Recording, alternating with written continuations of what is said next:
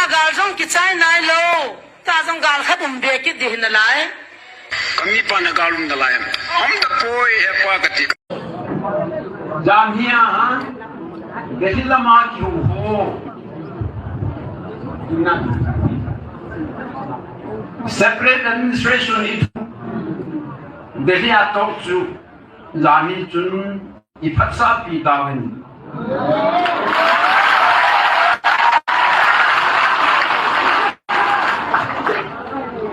government na talk to ki chai na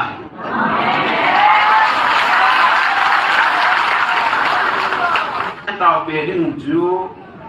ti chu talk chu hi chan ya ver som nga evil nu wa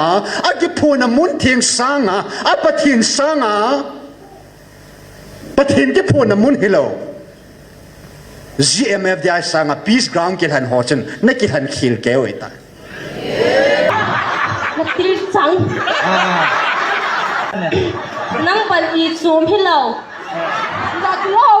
because a san bi de nang sai chi ban ke sa na ki ma chu pa thla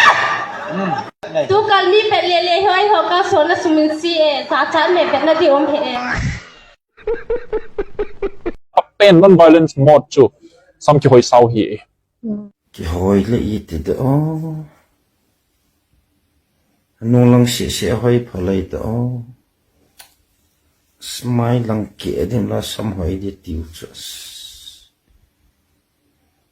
นุ่งลังเสียหอยดียังต่ออีโลเดดฮ่าลุงขมมกี่หอยดากิดเล่น้ำงาตั้งกี่พงที่ส่วนเนี่ยจูกี่สอนเลยกี่นี่ในป่าอากี่ตามมองตาจะมาหงกี่พงสู้แกดีวะเฮนี่ควงทุ่งเดเฮน่าลอยเดหัวยังกี่พงก็ไม่ตายประเทศนี้ไม่งากี่หูปีมาสัตเป็นเตวันกำกุตาอภิมาสัตเป็นเตประเทศนี้กาลโซนได้เรื่องอภิมาสัตเป็นเต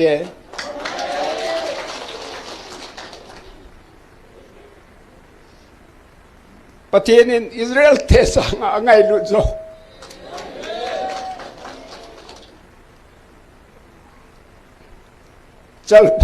จัลปังอเมจังเลงมุมมาสเปนเตหินเล็กบัวมินกิสุนมาสเปนเตไมเคิลวันดิลโตกาลซาดโฮมมาสเปนเตทิลาเรสลิงบอลสามมาสเปนเต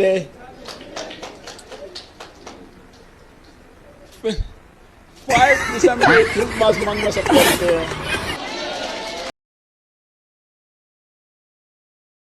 Katile. Ipring na tiyam. English tayo kadop sang ajo English miyo si English ki team su ay. Kugi tayo kadop sang ting lain miyo si kugi pao ki team su na heti. Matiento mai ka ki ho masapente Vangam ko tanay masapente